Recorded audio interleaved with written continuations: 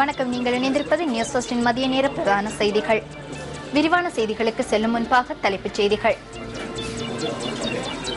தூய நீருக்கான யாழ் உண்ணாவிரதம் 2வது நாளாக இன்றும் தொடர்கின்றது. ஏமனில் இருந்து ஜிபோடிக்கு அழைத்துச் செல்லப்பட்ட இலங்கையர்களை நாட்டுக்கு வரவழைக்க நடவடிக்கை. சித்திரை புத்தாண்டை முன்னிட்டு விசேட போக்குவரத்து சேவை. முதலில் உள்நாட்டு செய்தி. அஸ்கிரிய பீடத்தின் மகாநாயக்கர் உடுகம ஸ்ரீ புத்தகித்திர தேரர் தனது 85வது வயதில் இன்று அதிகாலை இயற்கை எய்தினார். சிறிது காலம் நோய்வாய்ப்பட்டிருந்த மகாநாயக்க தேரர் சிங்கப்பூர் மவுண்ட் எலிசபெத் வைத்தியசாலையில் சிகிச்சை பெற்று வந்த நிலையிலேயே இயற்கை எய்தியுள்ளார். ஒரு மாதத்திற்கும் மேலாக மகாநாயக்க தேரர் வைத்தியசாலையில் அனுமதிக்கப்பட்டிருந்ததாக தியவடன நிலைமை பிரதீப் நிலங்கத்தெல தெரிவித்துள்ளார். தூய்மையான நீரை பெற்று தருமாறு வலியுறுத்தி யாழ் நல்லூர் கந்தசுவாமி ஆலய முன்றலில் ஆரம்பிக்கப்பட்ட உண்ணாவிரத போராட்டம் 2வது நாளாக இன்றும் தொடர்கின்றது.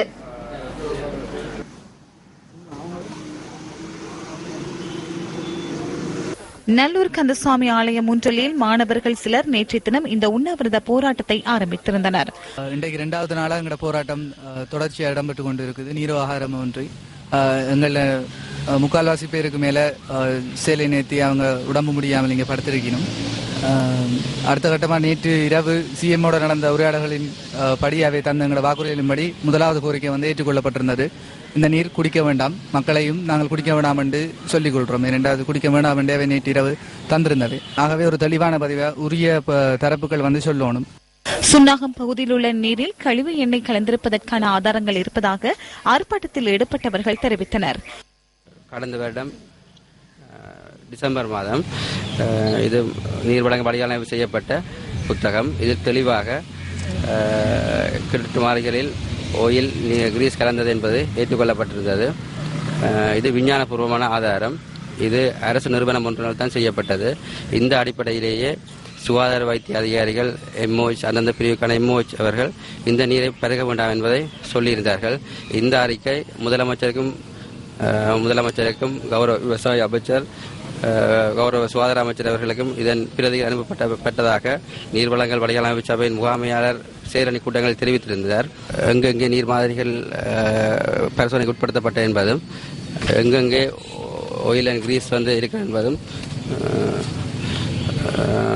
அதாவது ஜிபிஆர்எஸ் மேப்பூடாக தெளிவாக எடுத்து காட்டப்பட்டிருந்தது. இதன் அடிப்படையிலேயே சம்பந்தப்பட்ட தனியார் கம்பெனிக்கு எதிராக வழக்கு தாக்கல் செய்த போது இந்த கட்டளையின் அடிப்படையில் குடிநீர் பாதுகாப்பற்றது என்பது இது தெளிவாக எழுதப்பட்டுள்ளது. உண்ணாவிரதத்தில் ஈடுபட்டுள்ளவர்களுடன் கலந்துரையாடி பிரச்சனையை சமரசமாக பேசி தீர்ப்பதற்கான முயற்சியில் வடமாகாண முதலமைச்சர் சி வி விக்னேஸ்வரன் உள்ளிட்ட குழுவினர் நேற்றிரவு ஈடுபட்ட போதிலும் அந்த முயற்சி கைகூடவில்லை.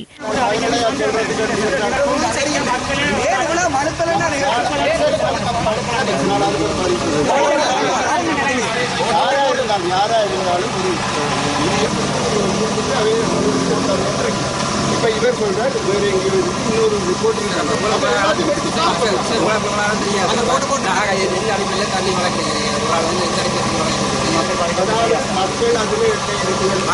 மக்கள்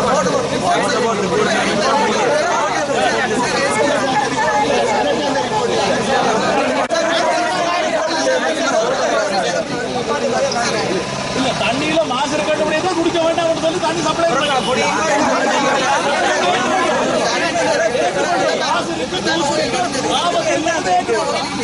உண்ணாவிரதம் மேற்கொண்டிருந்தவர்களில் இருவரது உடல்நிலை மோசமடைந்ததால் அவர்களுக்கு யாழ் போதனா வைத்தியசாலையில் சிகிச்சை அளிக்கப்பட்டுள்ளது. உண்ணாவிரதத்தில் ஈடுபட்டுள்ளவர்களில் இருவர் நேற்றிரவு 11 மணியளவில் வைத்தியசாலைக்கு அழைத்து வரப்பட்டதாக யாழ் போதனா வைத்தியசாலையின் பேச்சாளர் ஒருவர் கூறினார். யாழ் சுன்னாகம் பகுதிக்கு தூய நீர் கிடைப்பதை உறுதிப்படுத்துமாறு வலியுறுத்தி நேற்று அமைதி போராட்டமும் முன்னெடுக்கப்பட்டிருந்தது.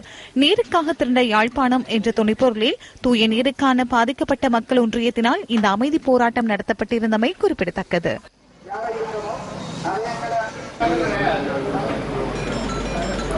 வவுனியா மாவட்ட செயலகத்திற்கு முன்பாக இன்று ஆர்ப்பாட்டம் ஒன்று முன்னெடுக்கப்பட்டுள்ளது. சிதம்பரபுரம் நலன்புரி முகாமில் வசிக்கும் மக்களே சொந்த இடங்களில் மீள்குடியமர்த்த கோரி ஆர்ப்பாட்டத்தில் ஈடுபட்டனர்.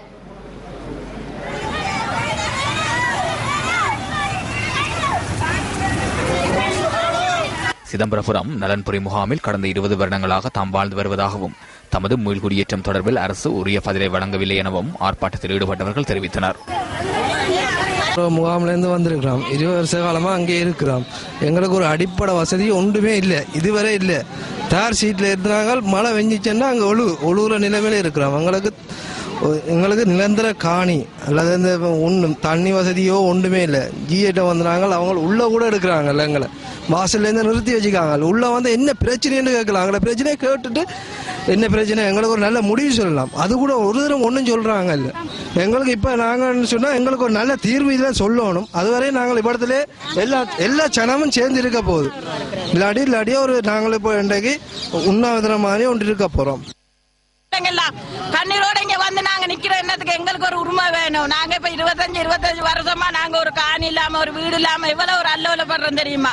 அடிப்படை முகாமுக்கு அடிப்படை வசதி ஒன்றுமே இல்ல. ஒரு தண்ணி குடிப்பா ஒரு உதவி இல்லாம தான் மக்களும் பிள்ளைங்களை நாங்க வந்து இருந்துகிட்டு வாழ்றோம். எங்களுக்கு இப்பயாவது ஒரு உதவி கிடைக்கும் தான் வந்தோம். ஆனா எங்களை யாருமே கண்டுக்கிறாங்க இல்ல. இதுக்கு என்ன ஒரு முடிவுன்னு தான் நாங்க இப்ப கேக்குறோம்.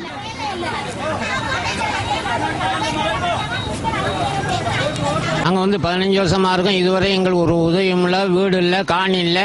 நாங்கள் இருக்கிற இடத்துல எங்களுக்கு காணி தான் வேணும், வீடு கட்டி தரணும். இதை செஞ்சுதானே இதுவரைக்கும் ஏமாத்திக்கிட்டு இருக்காங்க. இதுவரைக்கும் செஞ்சு கொடுத்த பாடல. எங்களுக்கு கூடிய விரைவில் எங்களுக்கு காணி வீடு செஞ்சு தரணும். எவ்வித அடிப்படை வசதிகளுமற்ற நிலையில் சுமார் 150 குடும்பங்கள் சிதம்பரபுரம் நலன்புரி முகாமில் வசித்து வருகின்றனர். ஆர்ப்பாட்டக்காரர்களினால் கோரிக்கைகள் அடங்கிய மகஜர் ஒன்றும் வவுனியா மாவட்ட செயலாளரிடம் கையளிக்கப்பட்டது. சித்திரை புத்தாட்டை முன்னிட்டு சொந்த இடங்களுக்கு செல்லும் மக்களின் நலன் கருதி இன்று முதல் விசேட போக்குவரத்து சேவை நடத்தப்பட உள்ளன. எதிர்வரும் 16ஆம் தேதி வரை தூர பிரதேசங்களுக்கான பஸ் சேவைகள் நடத்தப்பட உள்ளதாக இலங்கை போக்குவரத்து சபையின் பிரதி பொது முகாமையாளர் ராஜகுணதிலக்க தெரிவித்துள்ளார். வழமையாக தூர பிரதேச சேவையில் ஈடுபடுகின்ற பஸ்களுக்கு மேலதிகமாக பஸ்கள் சேவையில் ஈடுபடுத்தப்பட உள்ளதாகவும் அவர் குறிப்பிட்டுள்ளார். பஸ் சேவைகளை ஒழுங்குபடுத்துவதற்காக விசேட கர்மப்பீடம் ஒன்றும் திறக்கப்பட்டுள்ளதாக இலங்கை போக்குவரத்து சபை தெரிவித்துள்ளது. இதேவேளை தனியார் பஸ் உரிமையாளர்களுடன் இணைந்து இன்று முதல் பண்டிகை கால போக்குவரத்து சேவைகளை ஆரம்பிக்க உள்ளதாக தேசிய போக்குவரத்து ஆணைக்குழு குறிப்பிட்டுள்ளது. முல்லைத்தீவு மாந்தை கிழக்கு காட்டுப்பகுதியில் சட்டவிரோதமாக வெட்டப்பட்ட ஒரு தொகை மரங்கள் நேற்று கைப்பற்றப்பட்டுள்ளது. போலீசாருக்கு கிடைத்த தகவலுக்கு அமைய மேற்கொள்ளப்பட்ட சுற்றிவளைப்பின் போது ஒரு தொகை மரங்கள் கைப்பற்றப்பட்டுள்ளன. மரங்களை கொண்டு செல்வதற்கு உளவு இயந்திரத்தில் தயார்படுத்தப்பட்ட நிலையில் போலீசாரால் கைப்பற்றப்பட்டது. இவ்வாறு கைப்பற்றப்பட்ட மரங்களின் பெறுமதி சுமார் 1 லட்சம் ரூபாவுக்கும் அதிகம் என போலீசார் தெரிவித்தனர். சந்தேக நபர்கள் தப்பிச் சென்று விட்டதாகவும் அவர்களை கைது செய்வதற்கான விசாரணைகள் முன்னெடுக்கப்பட்டு வருவதாகவும் மாங்குளம் போலீசார் தெரிவித்தனர்.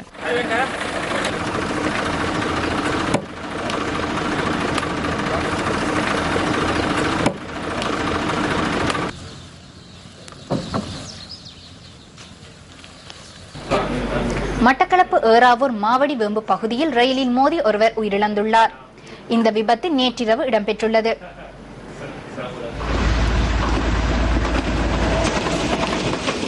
மட்டக்களப்பிலிருந்து கொழும்பு நோக்கி பயணித்த கடுகதி ரயிலில் மோதியதில் உயிரிழந்துள்ளதாக போலீசார் தெரிவித்தனர்.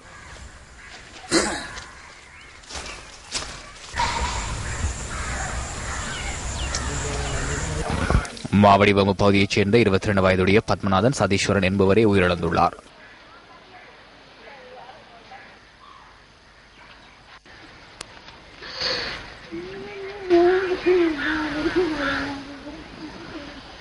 உயிரிழந்தவரின் சடலம் பிரேத பரிசோதனைக்காக வாழைச்சேனை வைத்தியசாலையில் வைக்கப்பட்டுள்ளது. சம்பவம் தொடர்பில் வாழைச்சேனை போலீசார் மேலதிக விசாரணைகளை மேற்கொண்டு வருகின்றனர்.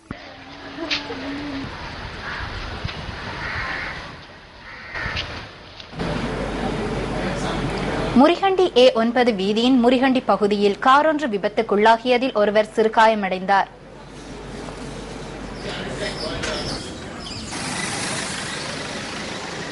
கொழும்பிலிருந்து யாழ்ப்பாணம் நோக்கி சென்ற கார் வேக கட்டுப்பாட்டை இழந்து நேற்று பிற்பகல் விபத்திற்குள்ளாகியுள்ளது. விபத்துக்குள்ளான காரில் பயணித்தவர் சிறுகாயங்களுக்குள்ளாகிய நிலையில் மாங்குளம் வைத்தியசாலையில் அனுமதிக்கப்பட்டதன் பின்னர் வீடு திரும்பியுள்ளார்.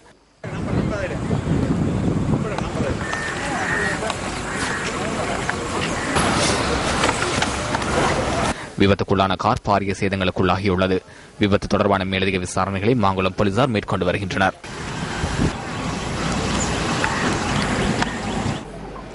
இத்துடன் நமது மதிய நேர பிரதான செய்திகள் நிறைவடைகின்றன. தொடர்ந்தும் எதிர்பாருங்கள் எமது 2:25 மணித்தியால செய்திகளில். வணக்கம்.